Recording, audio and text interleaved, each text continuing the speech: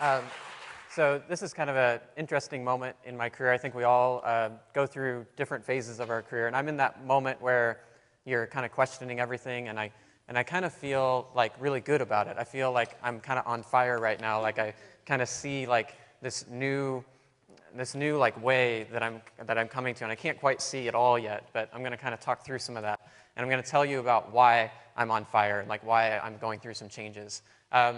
Let me just start by actually introducing you to my class. I teach fairly large classes, 200 to 450 students. This is the small version here, and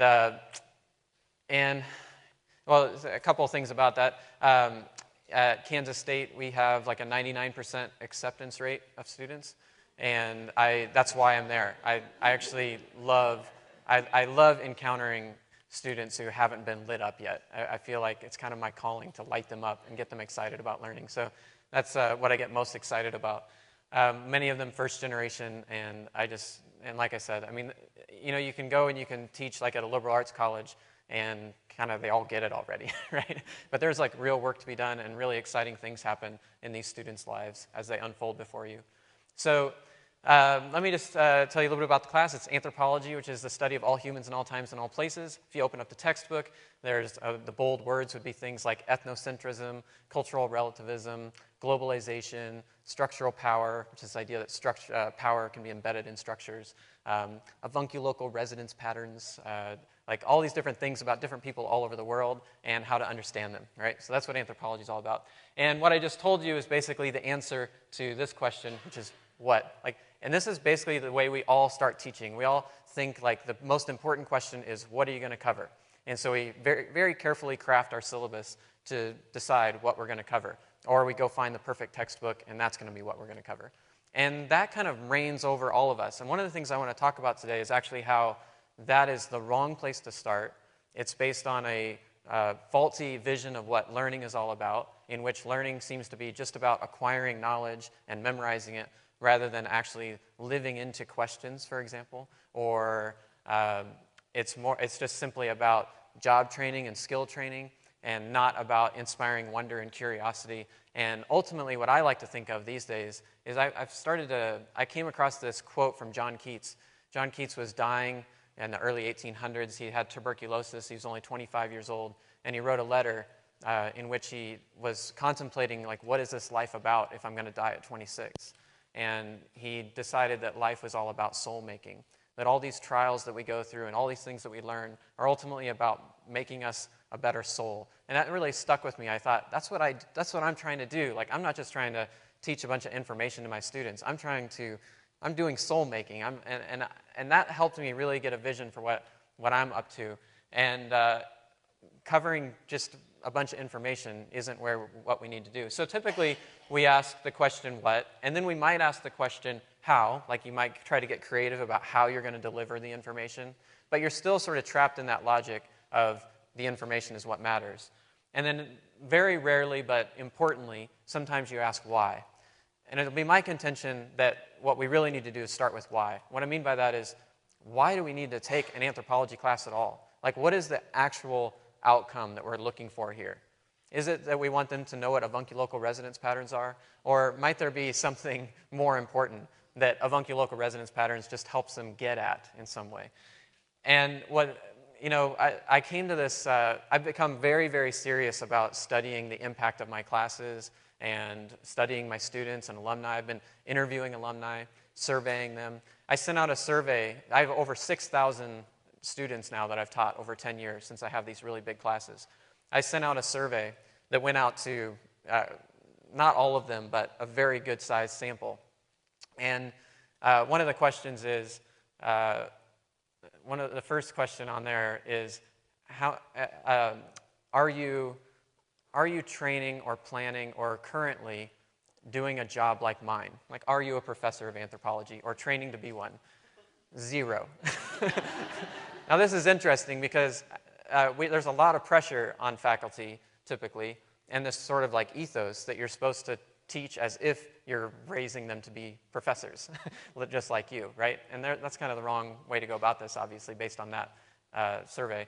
And then I also did some other stuff on the survey. I asked, for example, how many of you are actually using specific information from my class in your daily lives? And then I put in parentheses, such as avunculocal resonance patterns. and the answer was 0. And then I asked, what are avunculocal resonance patterns? And nobody offered an answer. so like, there's clearly something amiss there. And then in there, I have I do interviews with these alumni as well. And so just Monday, I had this amazing interview with one of my former students. He had taken my class 10 years ago.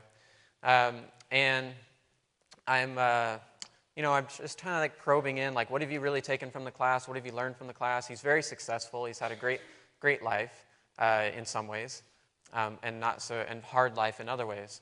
And this is what he said.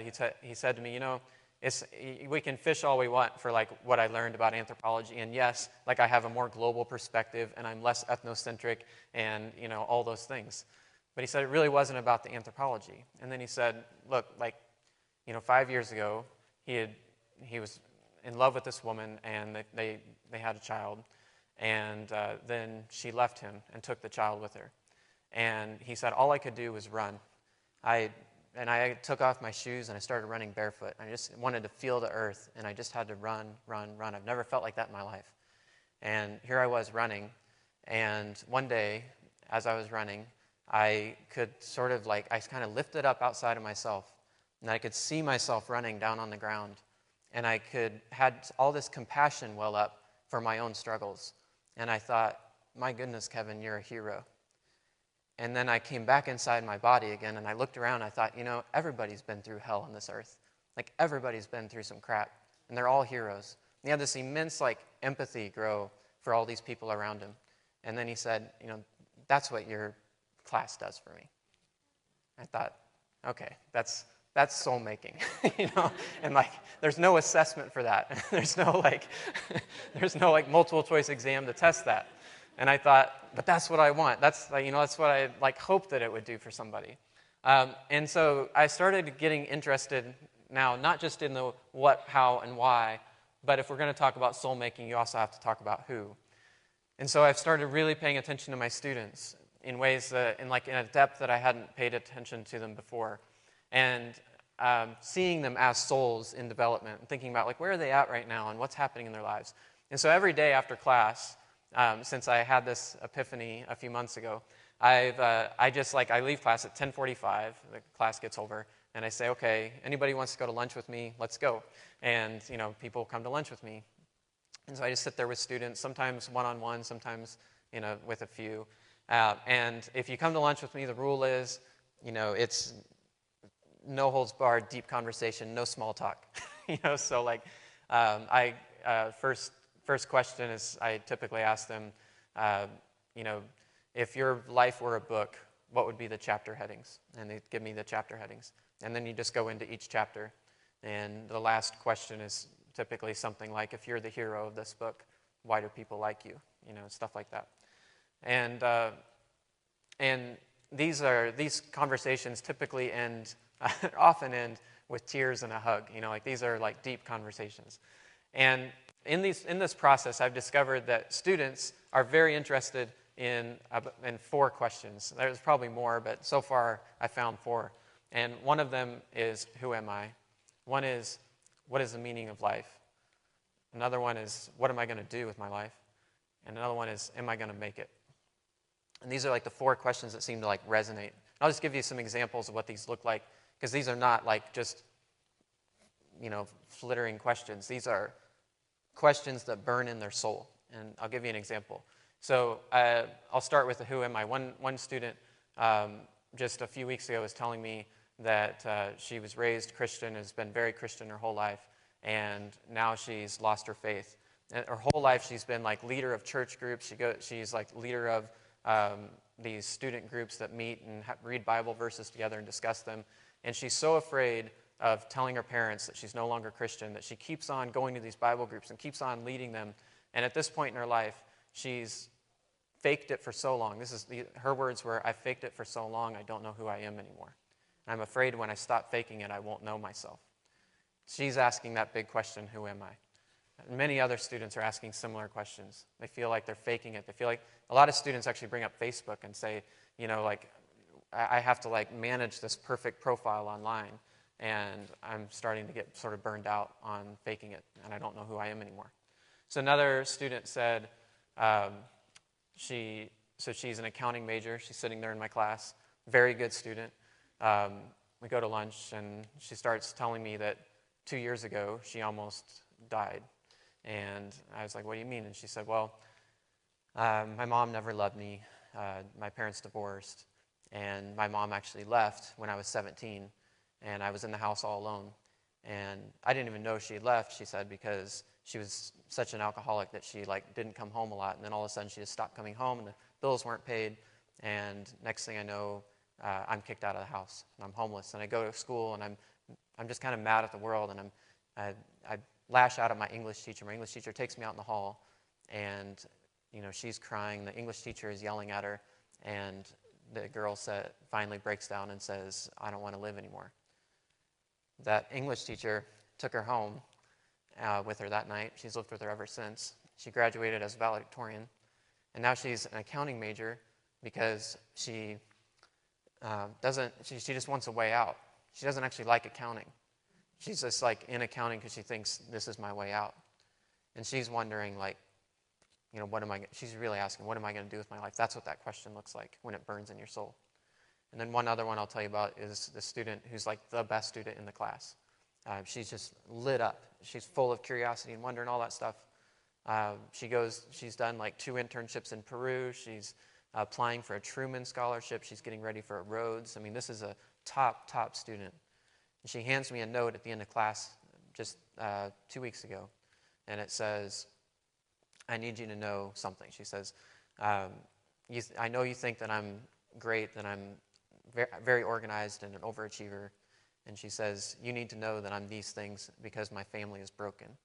I've come from a dysfunctional family full of addictions, and I'm afraid that my running towards achievement and organization, I'm running away from my family, but I'm afraid the dynamics are going to take me back into the same cycle, and I'm going to end up just like them.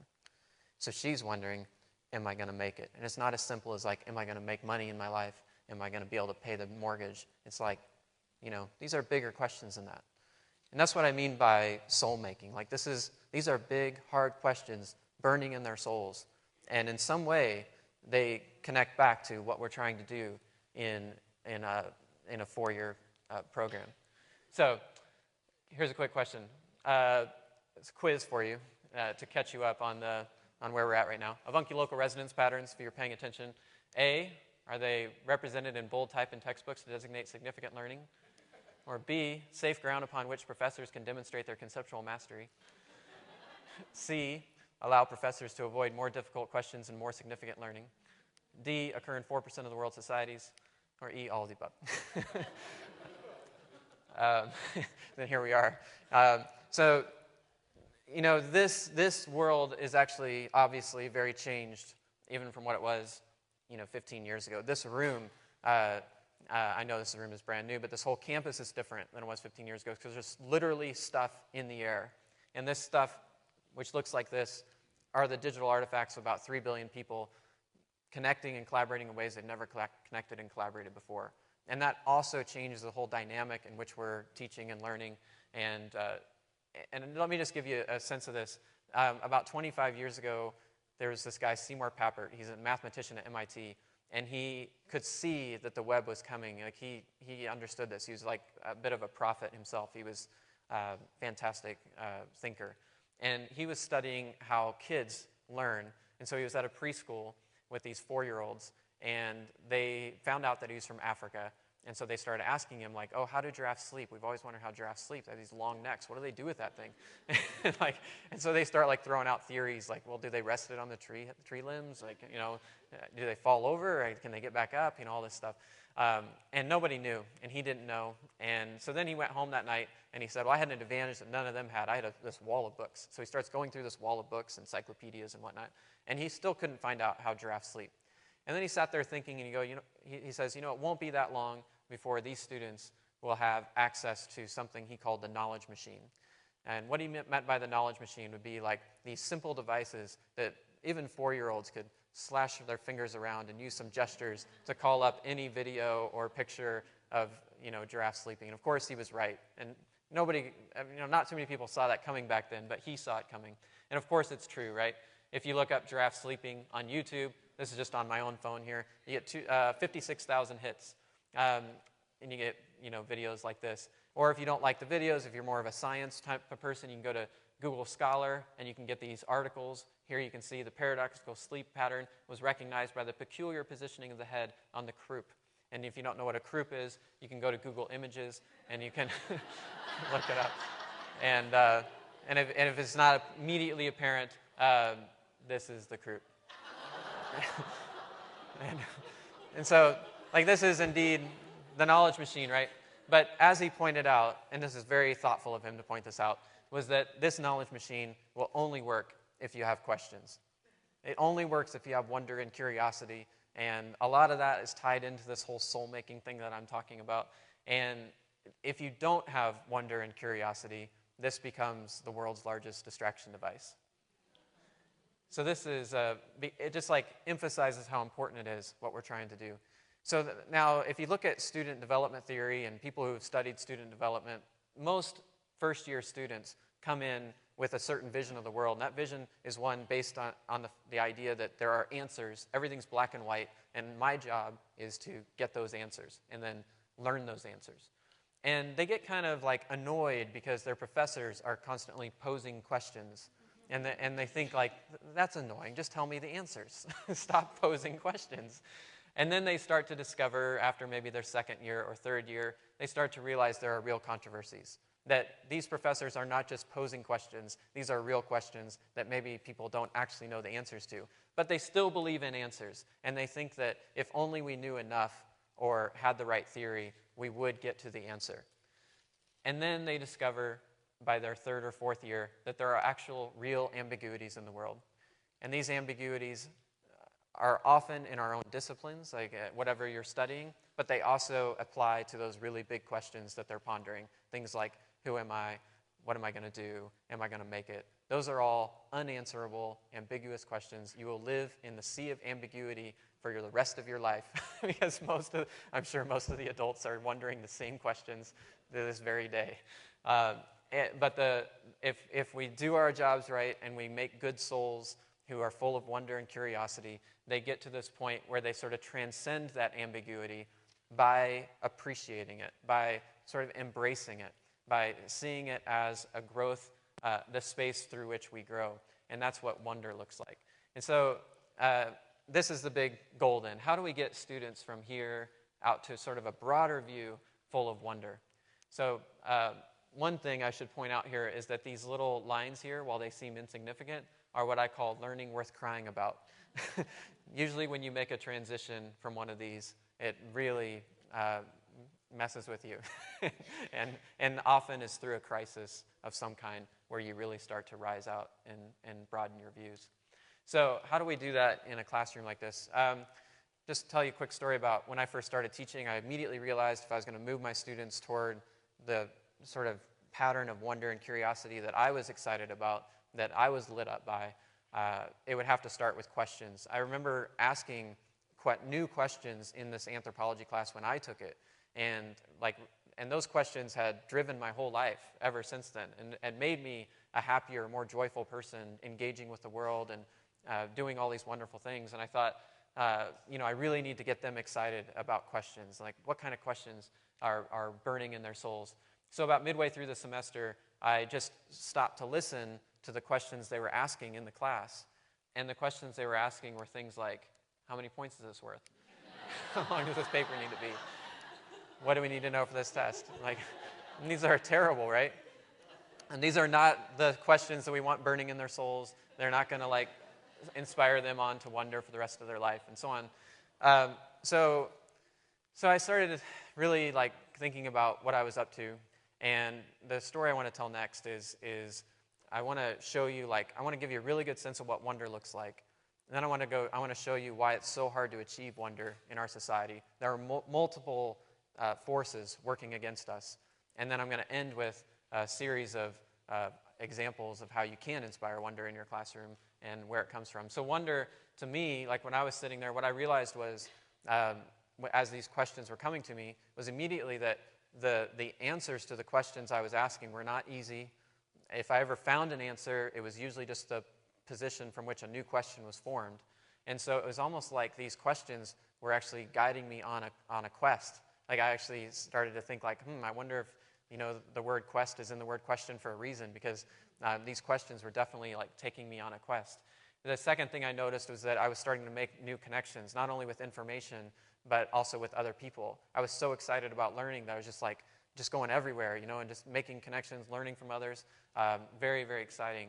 And the other thing that I noticed about myself that was changing was I started taking chances, because it stopped being about me. I stopped like worrying about who I was, I guess, in a way, like stopped like, I don't know, we all have like these boundaries that we put on ourselves when we try to like walk inside the lines and all that. But once I was excited about these questions, like I was just off, and I was taking more chances, trying to connect with more people on this quest. And I wanted that same thing for my students. So let me show you what this looks like. When I left K-State and I had these questions burning in my soul, I had read everything I could, and I realized the books weren't enough, so I went to New Guinea to find some more answers. I felt like I needed to like encounter people as radically different from me if I was really going to understand the human condition. And so I flew into New Guinea. I arrive in this their capital city here, and I'm just so excited about meeting people. I go out the front door. I got my big backpack on. I'm just going to like explore the city. And these two guys are walking toward me when I first come out the door. First people I meet in New Guinea. They say, "Hey, Mone," which in New Guinea, they speak a pidgin English. So money could mean good morning, or it could mean give me your money. And and I say, "Morning, morning," and they say, "Noga, morning, morning," and they start tapping their pockets. And I knew this was one of the most dangerous cities in the world, so I was prepared for this. And since I'm a nonviolent person, I had this idea that I could like maybe just make people laugh and become friends with people who are trying to, so I tapped my pockets and I said, "Oh, morning, morning," like as if they're greeting me, and they and then they said, "No," they said, "No, God," and then one guy pulls in front of me he steps in front of me with his foot, and he pulls his jacket back, and he's got this 2-foot machete in there, and I turn my back to him so that if he slashes at me, he'll hit my backpack, and I run around this corner.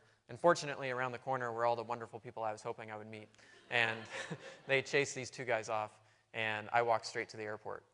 And I'm just totally like flustered, wondering if I'm going to stick around. And I look up at the departures, and the first one is to Brisbane, Australia. I thought, oh, that'd be a great place to go, great place to spend the summer. And then down the list were all these places that I'd read about in all these books that I was devouring lately.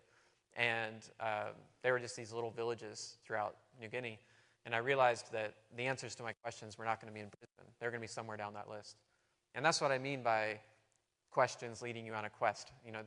Questions, when they burn in your soul, will take you farther than you ever thought you might go. And so I got on a plane, went to the center of the island, and I just kept taking smaller plane after smaller plane until I was coming into this place, which is right on the border of uncharted territory. Right on the backside of this little mountain here is actually unmapped, had not been mapped at the time. It was literally one of those white spaces on the map at that moment. This airstrip is home to like just a collection of villages where there is no electricity, no running water, and your money is no good. There are no stores to go into, no hotels to check into. Once you land, you're completely dependent on the people there. So I land, and this is my greeting, and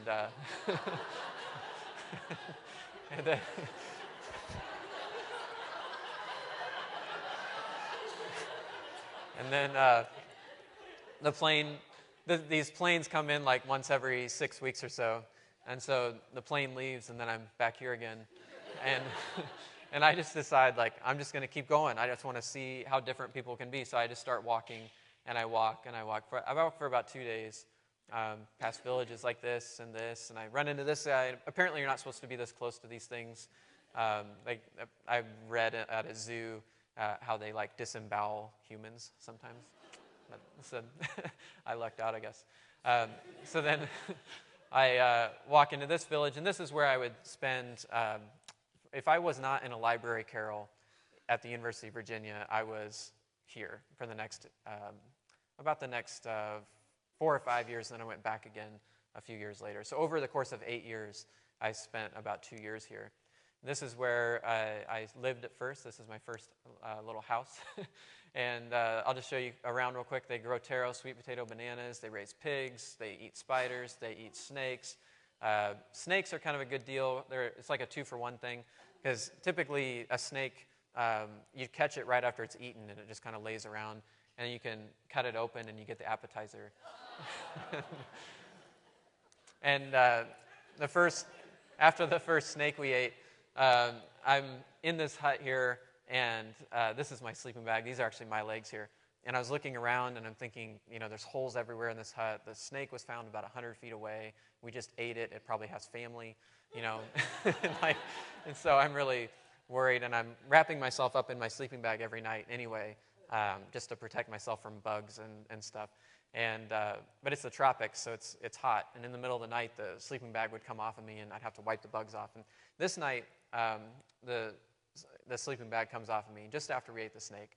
And I wake up, and I can feel this thing laying across my chest. It's like this big around. And I managed to grab it with my left hand, and I threw it off of me. But as I threw it, I rolled with it. So I know I'm wrapped up with this thing somehow. But I managed to get it pinned down on the ground with my left hand, and then I try to free my right arm so I can pin it down with 2 hands, and I can't move my right arm.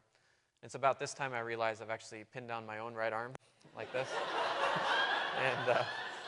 And my arm had just fallen asleep and was across me like this.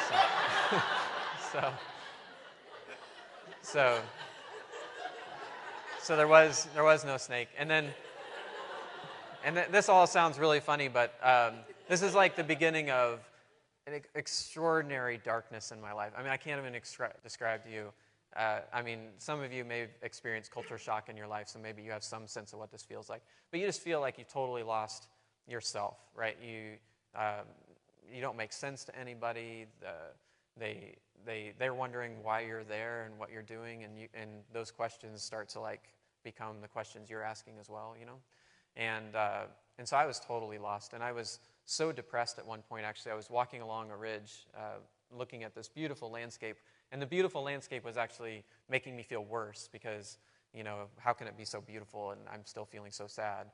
And I just kind of get really weak, and I just end up laying on the ground crying. And these 2 guys are walking behind me, and they come up beside me, and by the time they come up there by me, they're crying too.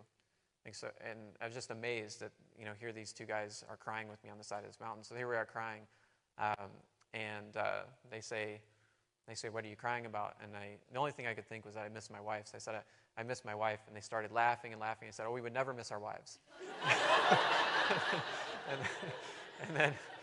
and then they said, "Oh, we miss our kids," and then they started crying again. So then we're crying there on the side of this mountain, and I was amazed though, at how, it was this amazing bittersweet thing where I was obviously very sad, but here we were crying, but crying together was actually felt so good, and I felt gotten. I felt like somebody got me, and I was immediately recognized how important it is to be gotten. When somebody gets you, it just makes such a big difference. And I totally revised my whole sense of identity. I always thought that identity was something inside of us that we project outward.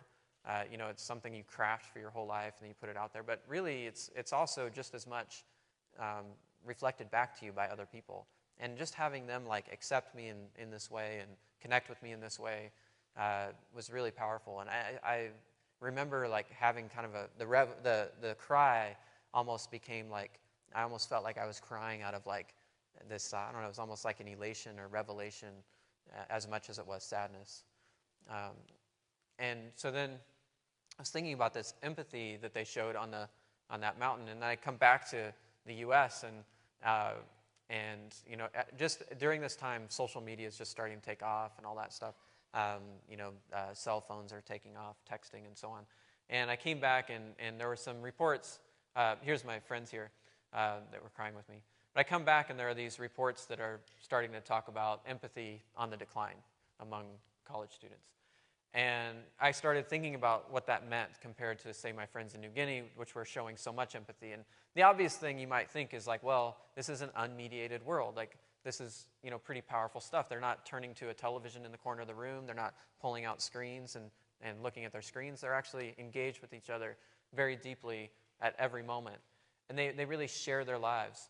But more than just sharing their lives, they also share their deaths.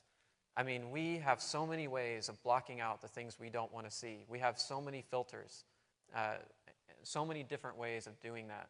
But in New Guinea, there's no filters. And so you just watch friends die. This is the first friend I watched die. This is Joseph. We were playing soccer on Wednesday.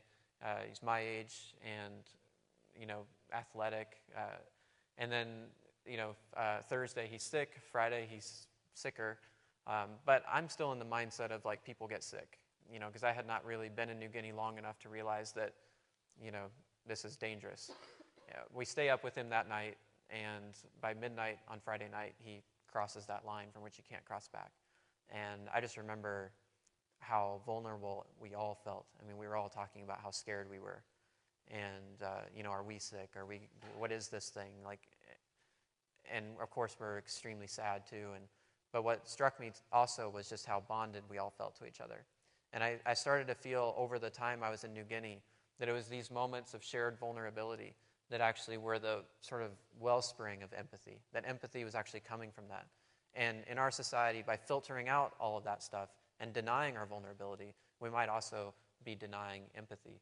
And if you look at how we've used technology as some sort of filtering mechanism to box ourselves off from the rest of the world, it's pretty amazing. It didn't start with the screens that are in our pockets. It started a long time ago with all kinds of technologies, transportation technologies as well as communication technologies. So we used cars to move ourselves out into boxes and then shop in boxes where we don't know the people or where it's coming from. And then we look back into the world through these boxes. And then over time, we just started moving into more boxes and shopping in bigger boxes and then looking through these boxes. And by the year 2000, Robert Putnam was able to say that we're bowling alone. Now, if you look at what this is happening, technology allows us to, if you think about this, right, technology allows us to do these things that we were talking about in terms of wonder. They allow us to quest. They allow us to make connections. They allow us to take chances. But technology also allows us to not do these things. You can totally shut yourself off. You can isolate yourself. You can not take any chances. And so when Robert Putnam said we were bowling alone, he was pointing out that we had reached sort of the lowest levels of community that he could track through history. And he had all sorts of amazing, interesting measures for this. Another author is Livien de Couture, who talks about the capsular civilization, that we live in capsules, our homes, and then we put ourselves in other capsules, the car, to transport ourselves to the next capsule, work, or whatever it might be, and all the while we're disconnected from the world around us. This has really significant effects on our capacity to explore the world around us, our openness to one another, our sense of trust for one another. If you look, for example, at, this is Peter White, grew up in the 1950s. So he talks about his childhood in the 1950s versus today. And so he talks about how when he was growing up in the 1950s, he could explore everywhere. His parents just let him loose. He was, even as a very young child, he could go all over his neighborhood completely unsupervised. When he got a little older, he learned to ride a bike. And then when he got to be 12, just 12 years old, he started hitchhiking about 100 miles, knowing that he would get back that night. This is all like impossible to imagine today. And Peter White did all of that in the 1950s, even though Peter White is blind. And Peter White, if you think about what I said, right? So like he ran around his neighborhood unsupervised, and his parents encouraged it. They wanted him to do this, even though he's blind. Then he learned to ride a bike, and he had scars to prove it, but he was going to do it because everybody else was doing it. And then he actually put his faith in strangers that he couldn't see. He had enough trust in people he couldn't see to know that he would get back that night. That's a level of public trust that's completely unimaginable.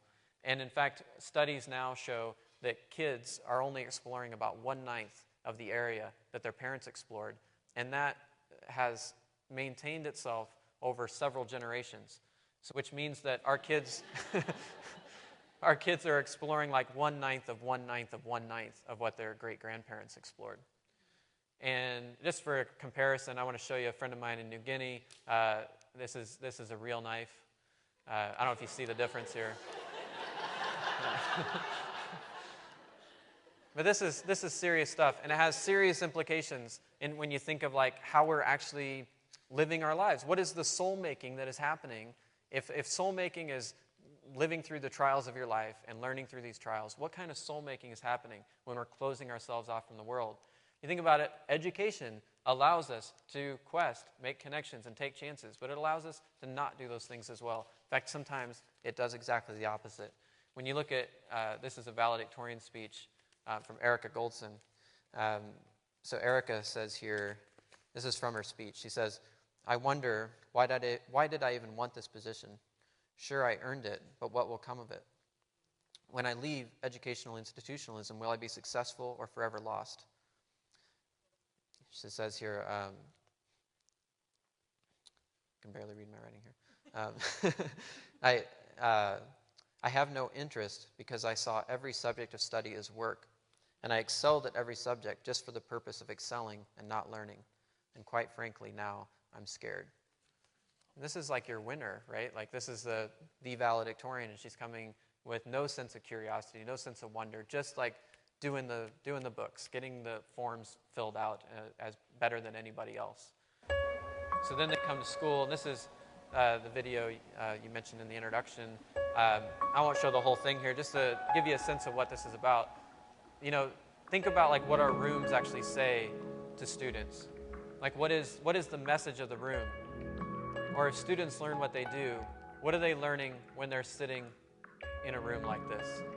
And you can talk all you want about opening up to questions and wonder and curiosity, but the other message is that the information is up at the front of the room, that those are the answers, and just follow along.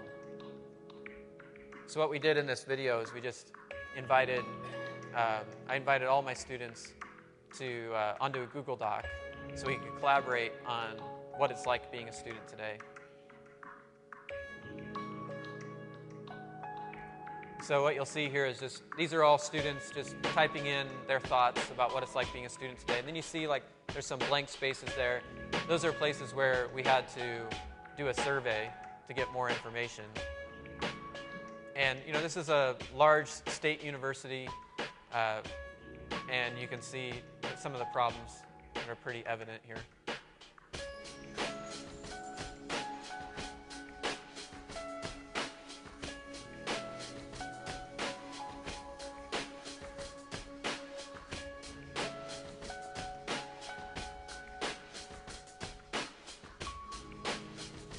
You can watch the rest on YouTube if you're interested.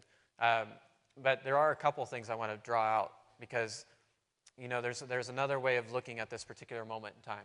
And one way is to look at, you know, we talked about the knowledge machine at the opening of this lecture. And there's another knowledge machine too, right? That's this. It's where we are. Colleges and universities are in many ways also this fantastic knowledge machine. So this is like two knowledge machines colliding. And it should be amazing. You know, if everybody's doing their jobs and everybody's getting lit up and full of wonder and curiosity, this is an amazing time to be alive. You can't even imagine a better time to be alive. And yet these two knowledge machines come together and you get this. You get distraction, right? Like instead of getting synergy, you get they're Facebooking through their classes, or you get this. And this actually, her instant messenger popped up as she showed this. So, so we know this is a problem. And, you know, so Seymour Papert actually was quite a visionary. He's the one that talked about the knowledge machine 25 years ago. He said something else. He said, he pointed out that nothing could be more absurd than an experiment in which computers are placed in a classroom in which nothing else has changed. He goes on to say, computers serve best when they allow everything to change. And that's exactly what we have to do. We have to rethink what we're doing when we have 3 billion people in the room connecting and collaborating in ways we never connected and collaborated before. It just changes the very nature of what we're up to. So Seymour Papert had this idea about how you should go about doing this. And it was quite an interesting debate he was having at the time. His vision was against Patrick Suppes, and his vision was for what he called constructionism. And what he meant by that, he wanted people to play with technology, to not let technology just feed the student, but for the student to actually engage with technology, to use the technology, to play with it, and to create with it. That's the construction part. Whereas Patrick Suppes was part of a movement called instructionism, which was to use the technology to instruct better. In many ways, you could say Seymour Papert had a vision for allowing technology to allow us to learn better, and Suppes had a way of thinking that maybe we could teach better, but teaching here was framed simply as conveying information from one person to another. Now, Suppes was no slouch. He had an amazing model for what he was trying to do. For example, he invented this thing called dial-a-drill. Now, that looks ridiculous in some ways, right? Like you can call up and you get math problems and then you like use your, you enter the answers on your telephone pad. But this was actually really, really sophisticated. He was a computer scientist. He built algorithms on the back end. It actually looked very much like Khan Academy in its most sophisticated forms. So for example, Khan Academy, as you may know, is a collection of videos created by Saul Khan. And what's really great about Khan Academy is on the back end, you can get all this information about student progress. And the student progress reports, which can be visualized in multiple ways, also allow you to do what Daphne Kohler pointed out for Coursera, where basically if 1,000 people miss the same problem in the same way, you can create a video for that. You can create a little learning module. And the moment you miss the question in that way, you get that learning module sent to you. This is sometimes called adaptive learning. This is very sophisticated, and that's exactly what dial-a-drill did. As sort of primitive as it looks, you know, just sitting there on a phone, there's a sophisticated algorithm on the back end that knows that, oh, you just missed that question in the same way that 1,000 other people missed it, so I'm now going to talk to you and give you a tutorial on why you missed it. Very, very sophisticated. But it's also based on a specific vision of what learning is all about and what knowledge is all about, in which knowledge is a bunch of things, and you can kind of make your way through these things in a hierarchical way. And that's partially true, but it's also partially not true. And that other side of things, that constructionism that Seymour Papert is talking about, is really important. Learning ultimately happens best when we're deeply engaged and being playful and trying out new things, not just going through sort of machine-like and a hierarchy. So if you look at play, for example, and I want to just focus a bit on this idea of play and what it would mean to bring it into our classrooms or into our online learning environments. Think about what play is like. You go out to a sand lot and you're just watching some kids play. Immediately some things are there that you wish were part of your learning environment, right? Like everybody's deeply engaged. They have this sense of co-ownership. They're co-creating the play together, and it's just magnificent, the energy that's there. They have this sense of connection to one another. They have this sense of trust that's built up because of these connections and this co-ownership. Once they trust each other, they start taking chances. You ever watch these kids play? They constantly are taking chances and doing things they wouldn't do in other circumstances. You probably all felt that yourselves, actually. You know, you might be out shooting hoops by yourself sometime, and, you know, and maybe you're trying to dunk the basketball, right? And you can jump up and you can almost touch the rim. And then your friends are there and you get a little bit more charged up. You get excited and suddenly you're touching the rim. You know, like there's just like an energy that comes out of this.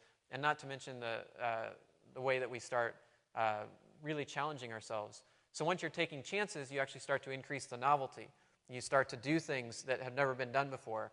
And that elevates engagement, which again feeds back into the co-ownership. So there's kind of a virtuous cycle here that happens when people are playing.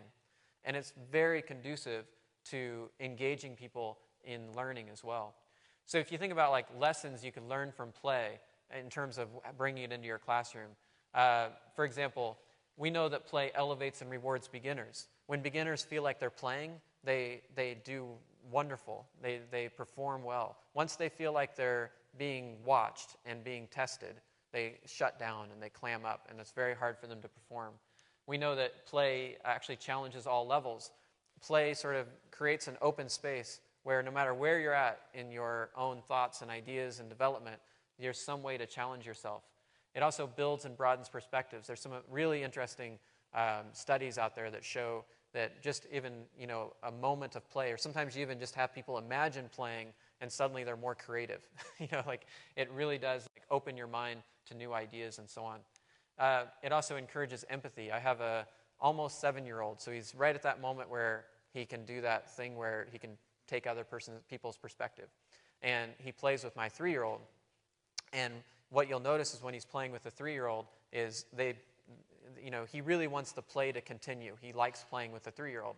So he's always monitoring what the 3-year-old is thinking and adapting the rules and the structure of the play so that the 3-year-old wants to keep playing. Because if the 3-year-old doesn't want to play anymore, the play stops. So that's part of that sort of ongoing collaboration. Everybody's sort of looking into each other's minds to think about how they're feeling, and so it encourages empathy. It also, as I just mentioned, points out that structures and rules are arbitrary and changeable, which is a wonderful lesson to learn, and a lesson that is very counter to most learning environments where the structures and rules are dictated by the authority. Play also helps you learn that conflict is normal and can be resolved, and failure is normal and can be overcome. These are all things that we would love to have in our learning environment, and they're just very naturally there in play. So I've been thinking a lot about play and how can I bring these same elements of co-ownership, connection, trust, where students would take chances, increase novelty, and elevate engagement into the classroom. And there's kind of like, I don't know, there's sort of a little formula for this that I've come up with, and it basically starts with creating like basically real and relevant, authentic learning environments, experiments, or projects, whatever you want to call them. So students immediately feel like this is not just a game, this is not just school, this is something real, and I care about this. And then from there, you build a sense of community, and then you leverage technology as appropriate. So you notice I put technology as the third thing here, not as the first thing. Technology follows from the first thing, which is creating something real and relevant for the students.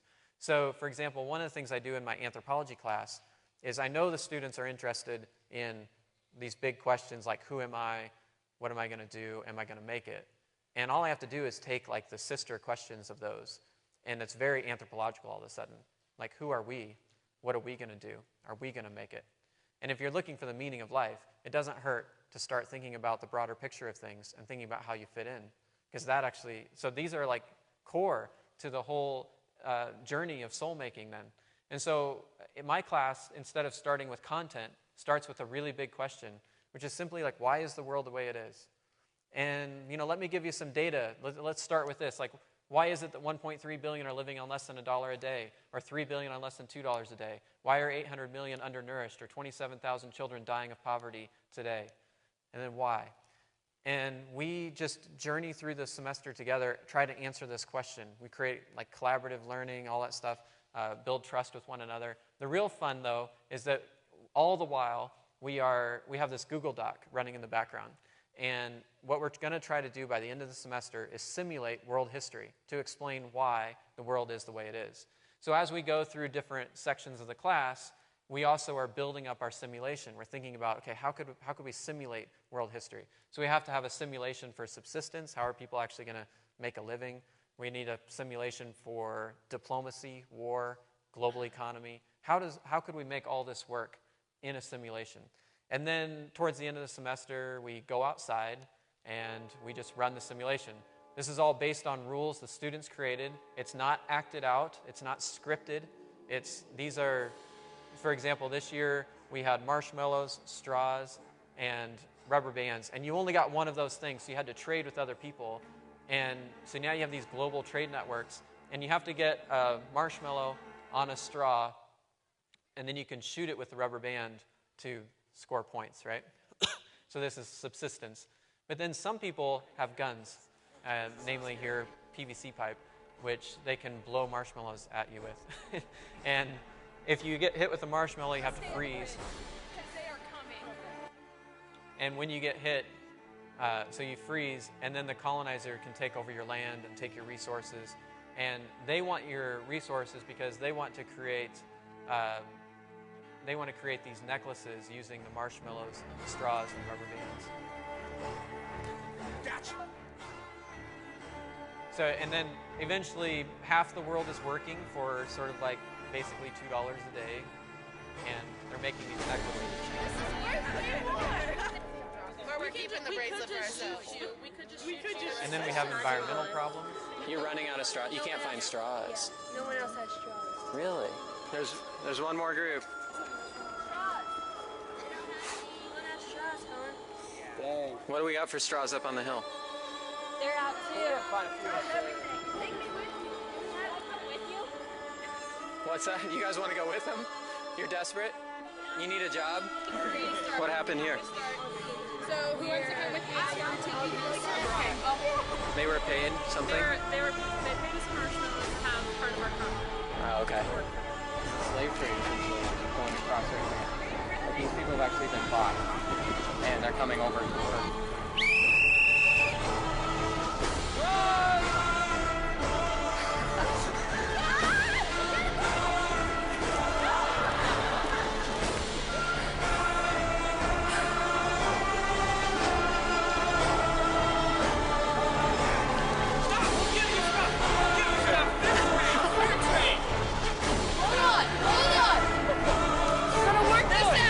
Oh goodness, there's more. Oh my gosh, look at this. So what you're seeing here towards the end, you can see the counts over here of resources plummeting, and then the global superpowers here, which kind of came to represent Europe, are going to war. So here's the allies who are joining forces. And again, this is not scripted. This was all designed by the students. They designed like what they thought were the core dynamics of how the world works. And it just happened that a whole lot of it mimicked world history quite well. The world is coming to an end. There are no resources left. And of course, it wasn't perfect. It never is. But that's the beauty of it. Now we get to live into the questions of why did our simulation work in some places? Why did it not work in others? How did it match world history? How did it not? What are the real dynamics of world history, and how does all that work? Really just a beautiful space because it's now a playful space. People are playing with ideas. You know, one of the great things that I notice about how this works is that they're reading all this stuff from other authors about how the world works.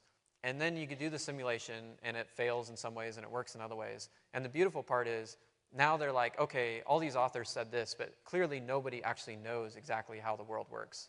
And they start brainstorming. They start playing with ideas. It's really beautiful. And of course, the really great thing is they're not asking, what do we need to know for this test? They're asking, like, what do we need to know for this test of our lives? So there's kind of a model here you can follow. This is Parker Palmer's model, which shows that traditionally we think of like the object of learning to pass through the expert to the amateurs, but instead to think of it as we're all co-knowers. We all know something, we're all learning, and we're all engaging a subject and actually changing the subject as we talk about it. It's like a living conversation. Let me show you what I do in a smaller class. In this smaller class, we, instead of starting with a syllabus and a list of content, instead we just start with a simple goal. This is a digital ethnography class, which is, so it's research methods, basically. And digital ethnography we define as the art, you might say, of conveying the blooming, buzzing complexity of life in interesting ways. That's all it is. And there actually happens to be organizations that give awards for this kind of thing, like the Sundance Film Festival. So the Sundance Film Festival gives an award. Like they publish, right? Like if you convey the blooming, buzzing complexity of life in an interesting way, the Sundance Film Festival will screen your film. So the goal of the class then is just to make a film that goes to Sundance. It's not that hard, right? So they have like a 0.01% acceptance rate, but we're gonna go for it. That becomes the goal. And that means then instead of a syllabus, we can have a research schedule. And everybody's like, okay, I believe in this goal. We want to achieve this. I'm not the grader here. The Sundance Film Festival folks are the graders. And we're going to work together to get there. So we create this syllabus, or a research schedule. Anybody can edit it. And this thing just gets out of control. The students are so engaged with this, so excited, that we actually end up with too many readings. So then students often, we go to the library and we break up the readings. Students will break it up so that they're each summarizing, say, 5 different articles. And then collectively they read everybody's summaries. And we come back after 1 week, and as a group, we've read like 100 articles, almost like the entire body of research in a certain area. We also do other things like students will start to assign themselves readings as we get to the center of the semester. We realize in order to do this, we'll have to break up the workload. So here a student has assigned herself 4 books in 5 weeks. If I assign 4 books in 5 weeks, it's just chaos, you know? But all the students are doing this. And then they really read them. Not because they have to, but because they're deeply interested and want to create a great film. And, we've had some success. We've never gone to Sundance yet, but we have had some good success. But the really great success is what you see from the students. You see here, this was a day I couldn't be in class, and she says, we put a lot of good thoughts together today in class. It was one of the sweetest class periods I think I've ever been a part of. No teacher. She said, crazy, right? It was actually really sweet. We had the whiteboards covered, and it goes on from there. But I love this last line. She says, we're always being shaped, always learning. What is learning? I'm learning right now, processing, learning how to communicate my thoughts. This is one of the students I've reached out to interview, to talk, figure out what happened in your life as a student. And she points to this moment as this moment where she stopped being a student and started being a learner. So I started thinking more about soulmaking recently and how I could incorporate this in more deep ways. So I want to end with a couple examples of this. One of the things I did in this class is instead of, I wanted them to really encounter difference. Anthropology is about encountering difference. So one of the things I do is I do these scatter plot discussions where you stand up and I say, okay, if you believe that it's very important to hold firm beliefs, go to that wall. And if you believe it's not a good idea to hold firm beliefs, go to that wall. And if you're somewhere in between, go somewhere in between. And then you start discussing, and people can move towards you if you're convincing or move away from you if they disagree. And the moment you see somebody move, you call on them, right? And it's very active, fun conversation. And then you can add another dimension. So we've got the x-axis here, and let's add a y-axis. And I say something like, if you're religious, go that way. If you're not religious, come this way. And then you start to get these neat little correlations that you can see in the classroom, and people are still discussing. Now, you do about 50 questions like this throughout a semester, and all the while you tell your students to look across the room to find the person most opposite from you, the person who is most different from you. And then at the end of the semester, for the last 2 or 3 weeks, you have to do a compassionate ethnography about them, which means you go to their house, you meet their parents, you go to rituals with them. If they're religious, you go to their church. If they like to party on Saturday night, you go to their party, and you just live with them. And then you write a compassionate ethnography about this person. This has been amazingly successful. Students love to do this. And one student actually did this painting. She's an artist, an art major, and she did this painting of her and her other. And then her other came in with a ukulele into class, and come into class with a big class, with the ukulele, and I'm like, oh crap, what is this? Oh goodness, what's going to happen? So she raises her hand and she says, I made a song, I want to play it. So and it was amazing. So we record all of our classes, and I just happen to have it recorded. So let me just play a clip from it here so you get a sense of what it sounds like. One of them is an atheist, one of them is a very devout Christian, and you'll see, nonetheless, they have a very strong connection here. I have seen a lot, and no, sir, I haven't done. Curly hair and open eyes, sides of her mouth hadn't jumped twice. So the first thing she said to me when I said, how do you do? Madeline, I'm just looking for the truth. And I said, well, hell, me too. One thing I learned from all this is love everyone you're sharing air with. Empathize and look into the eyes of everyone you meet. You don't know where they've been, but you know where they be. So dust yourself off and try to unzip the disguise that you grew into that hides your lies. Maybe one day, yeah, you'll realize, like my other and I, not so other and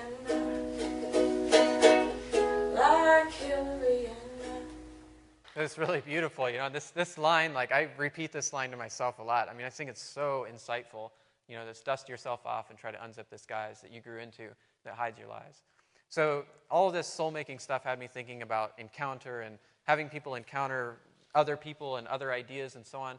So then I decided to take my research methods class, this digital ethnography class, and instead of studying online culture, I actually worked out this deal with the retirement community. It's a continuing care retirement community. So it basically is a replacement for nursing homes and assisted care. People, this is the last place they go, and they will end up dying there. And they actually gave my students 2 houses and a couple rooms, and they get to live there for the whole semester. I'll show you what this looks like just briefly here. Do that thing that you just did when I first showed it to you.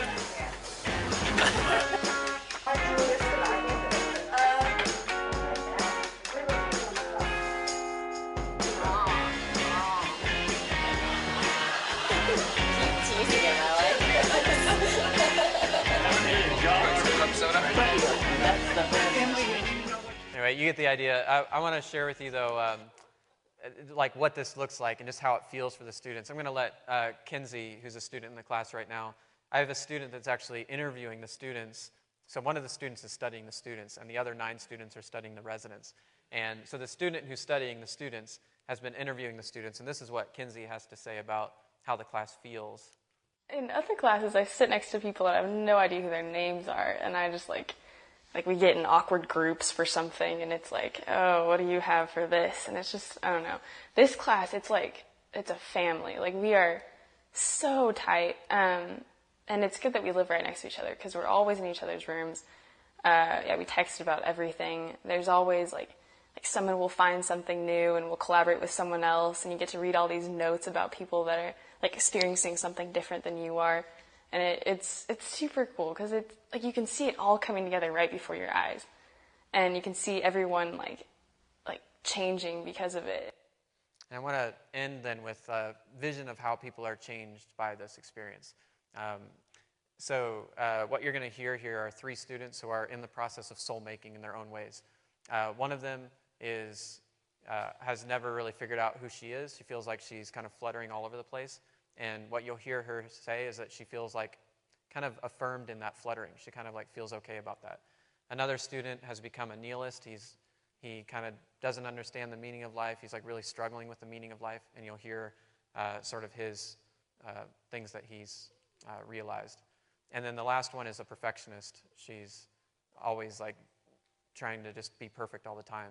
And you'll hear what her revelations here as well. I can't tell you what it is to learn about yourself, but I'll tell you that a really good way to learn about yourself, this thing that I can't pin, I don't know what it is learning about others. I can tell you that. But what it is exactly to learn about yourself, I think it's just part of... I feel like where I see my life going is not like a nice piece that makes a perfect little puzzle. I feel like it's just a mess, and I really like it that way. I'm trying to do is just as much random stuff as I can. So I feel like this is something that, like, it gives me the experience of like working with people. It gives me the experience of doing field work. And then I can take those experiences and like I can apply that to everything I do, no matter how random it is, which is perfect. Now it's just like, I don't know, I appreciate so much, and I don't know, and a lot of it is from this experience, but not only that, it's like the whole thing that a lot of the Wesch has given me through like exposing me to this style of living, being ecstatic about things worth being ecstatic about. He's just taken away like some of my cynicism. You can create your own meaning, and that meaning can be amazing, and it can like motivate you to be an amazing person. It's given me a new comfort with the uncomfortable. When I'm really asking like hard questions, and not just hard questions about like my external world, but also how that external world affects me, I'm sure that I'm going to take a lot more as my life goes on from this. So I'll just end with a quick comment, and that is that, so I'm doing all these experiments and all that stuff, and the totally wrong message to take from this is that you should do what I'm doing, because the only thing that I would say that you should do is start taking your students to lunch, start listening to them, start dwelling on the question of why you're doing what you're doing, and let the what's transform as much as possible because of it. Just let questions work you over in every way you can, and let yourself like come out, right? Because copying me isn't the right way to go. You have your own gifts, and find a way to let those gifts shine out. So thanks.